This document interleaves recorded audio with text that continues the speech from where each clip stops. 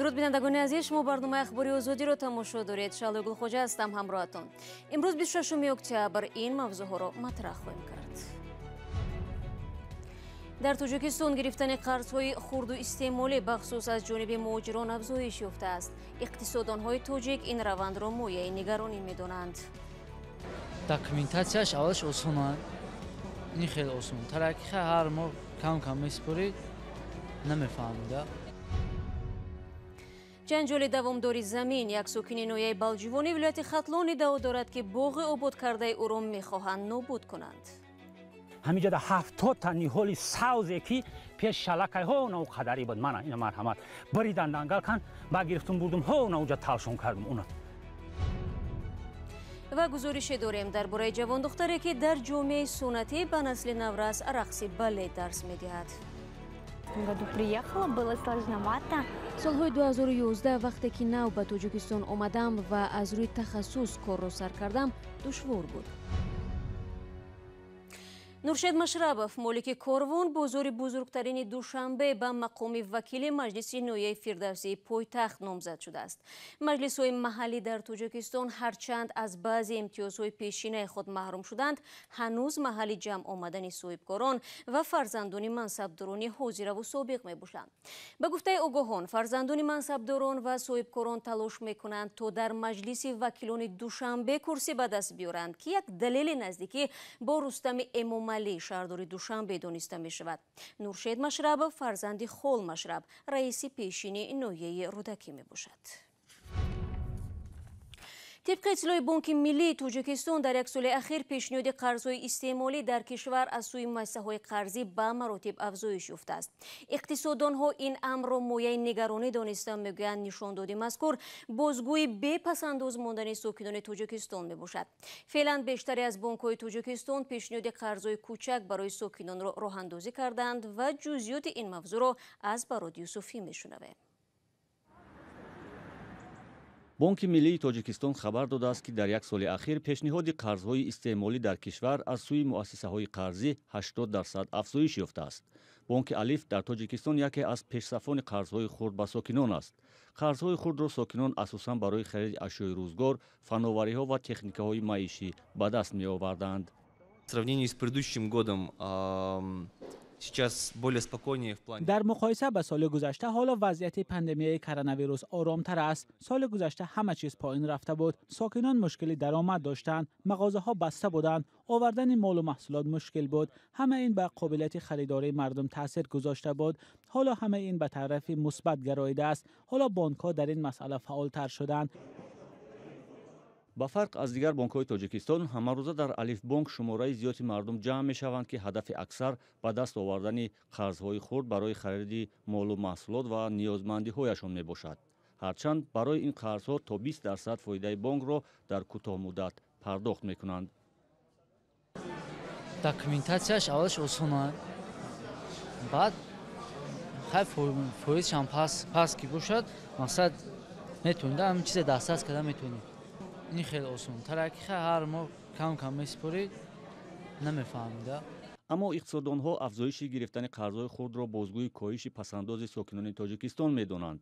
феълан бештаре аз бонкҳои тоҷикистон пешниҳоди қарзҳои кӯчак барои сокинонро роҳандозӣ кардаанд.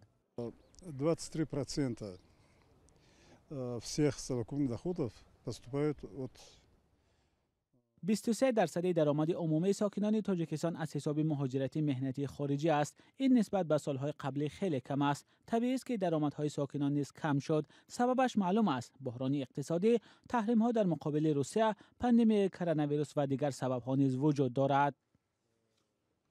Это пандемия, и другие причины тоже существуют. даромади умумии хонаводаҳои тоҷикистон аз ҳисоби муҳоҷирати меҳнатӣ дар солҳои гузашта то 40% ва ҳадди ақал то на камтар аз 30%-ро ташкил медод. ҳоло бошад худи муҳоҷирони меҳнатӣ бо сабаби боло рафтани қимати чиптаҳои ҳавопаймо ва тезтар ба сари кор дар муҳоҷирати меҳнатӣ баргаштан чунин қарзҳои хурдро аз бонкҳои тоҷикистон дастрас мекунанд, ки як сабаби дигари афзудани шумораи қарзҳои хурд дар бонкҳои тоҷикистон шудааст. رو می‌آوریم با موضوعهای دیگر. ساکنان خوجند انتظار دارند که شوکت میرزیویف رئیس جمهوری ازبکستان در 5 سال دیگری رهبری همچنان رابطه‌های خوب با تاجیکستان را ادامه می‌دهد. مقامات انتخاباتی گفتند که شوکت میرزیویف در انتخابات روز 24 اکتبر بیش از 80% رأی مردم را به دست آورده پیروز شده است.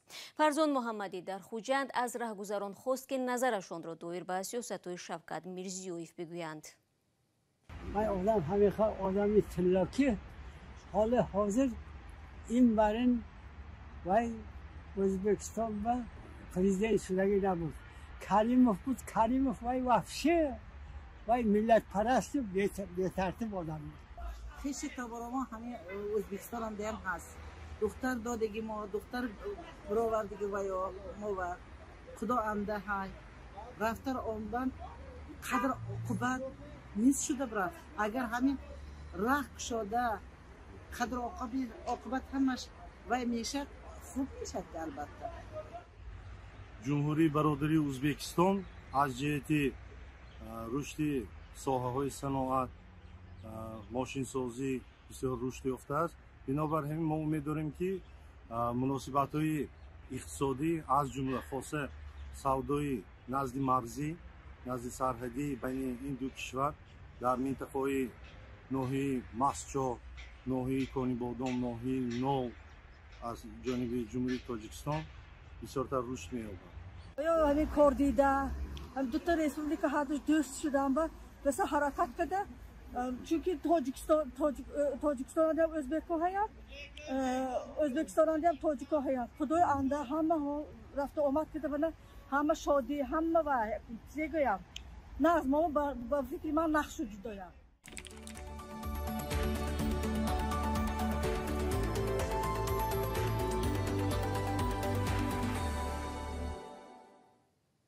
شما برنامه اخباری آزادی را تماشا دارید. ساکنین ناحیه بلجوان واقع در جنوب تاجیکستان ادعا دارد که از او برای ساختکاری حجت‌ها می‌خواهند 2 هکتار زمینش را که در آن باغ بنیاد کرده است بگیرند.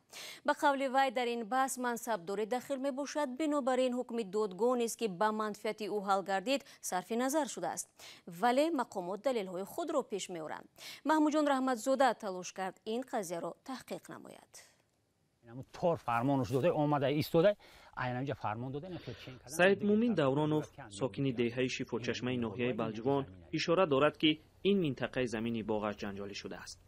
با گفته او مقامات با ساختکاری حجت‌ها و به طور غیر قانونی تلاش دارند 2 هکتار باغ بنیاد کرده‌اش را از دست او بگیرند. او در اینجا 5000 درخت پرورده است که 2000ش درخت میوه دهنده اند. حتی تلاش نابود کردن این باغ دیده می شود. همه همی کو همینجا در 70 تا نیهولی ساوزی که پیش شلکای ها نو قدری بود. من این مرحمت بریدن دنگل کن با گرفتم بردم ها اونجا تلشون کردم. اونا همه همون نیهولی ساوزی که علاقه پیش بس همار رسیدگی بود. این مرحمت نگاه کنید اولی چرا. سید مومین دورانوف سال 2010 برای بنیاد باغ از خواجگی زادپروری به نام سنگک سفروف ناحیه بلجوان 12 هکتار زمین را تا سال 2030 به اجاره گرفته است. بحثی او با شادی بلخی نازیموف که در پهلوی زمین دارد از سال 2016 آغاز شده است.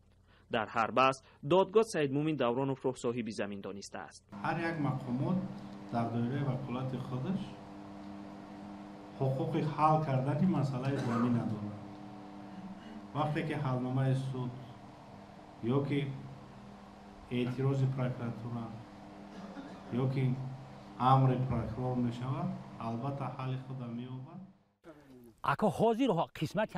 اما حکم دادگاه این بحث را حل نکرد، زیرا به گفته سید مومین دورانوف منصبداری با نفوذ آن را دامن میزند. موافق همه حجت ما در همینجا باغ بنیاد کردیم. معاون رئیس ناحیه ابراهیم زاده حسن دادری عظیم ابراهیم وزیر آمده ها انمو بالای تور فرمان داده که این همینجا زمین جدا کنین، همون را بتین زمین جدا کردن همون را دادن به اقام اساس.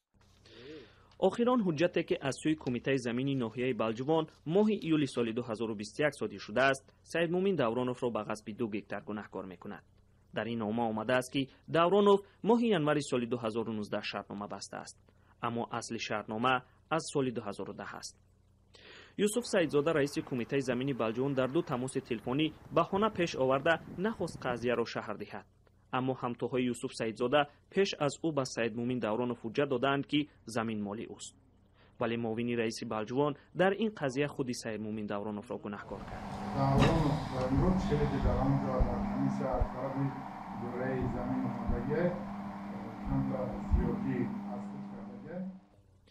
Саидмумин Давронов ҳоло иддао дорад ки ҳуҷҷатҳое ки баъди дахолати муовини раис содир шудааст дар он сохтакорӣ дида мешавад ва онҳо ба ҳуҷҷатҳои асосии кумитаи замин мухолифат доранд ва мақсад ба гуфтаи ӯ аз дасти ӯ гирифтани 2 гектар боғаш аст.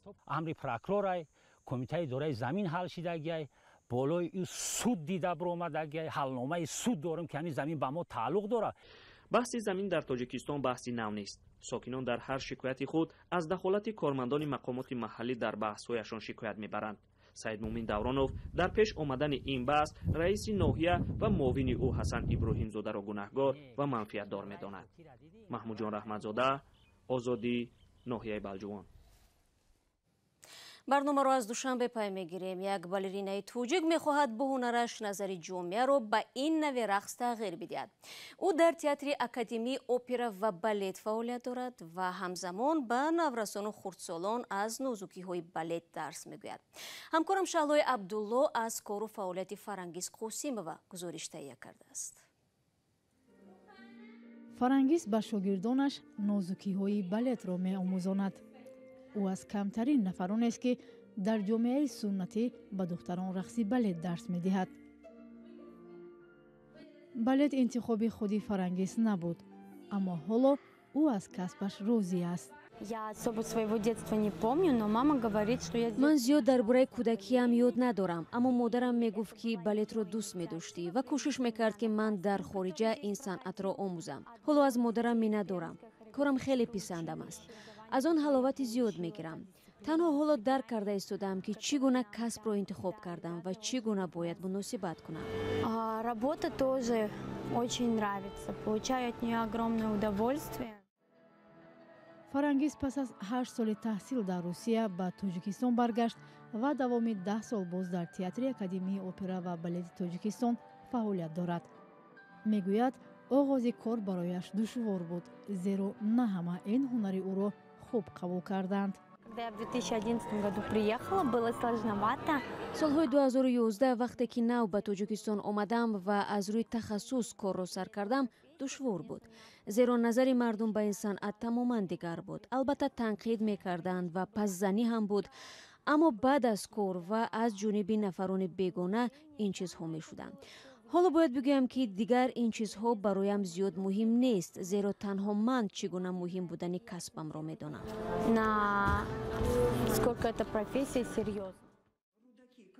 баъд аз 1 соат Фарангиз дар нақши Шоҳдухтар бо намоишномаи мақоми ишқ рӯи саҳна мебарояд. дар ҳаяҷон аст, аммо ин ки бинандаҳо ӯро интизоранд, Фарангизро дилгарм мекунад. ба қавли ин ҳунарманд, ҳоло назари ҷомеа ба балет то ҷое тағйир ёфтааст.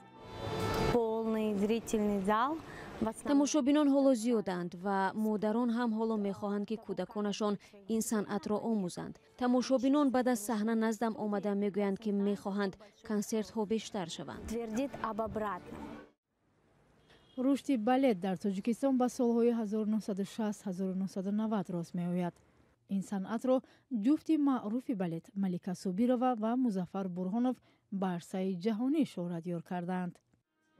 новобаста ба он ки дар ҷомеаи Тоҷикистон рӯҳияи ба тоҷикон бегуна будани балет ҳанӯз ҳам вуҷуд дорад, вале Фарангиз мехоҳад ки ин навъи ҳунар рушд ёбад. бинандагони азиз, вақти барнома ахбори озодӣ инҷо ба поён мерасад. хабару гузоришҳои дигар дар сомонаи радиои озодӣ зернишони www.ozodi.org гузошта мешавад. гузоришҳои видеоро дар саҳифаи озодӣ видео дар ютуб метавонед тамошо кунед. мулоқоти баъди ман бо шумо фарду дар барномаи сархати рӯйдодҳост. худро эҳтиёт кунед ва худо нигаҳдор.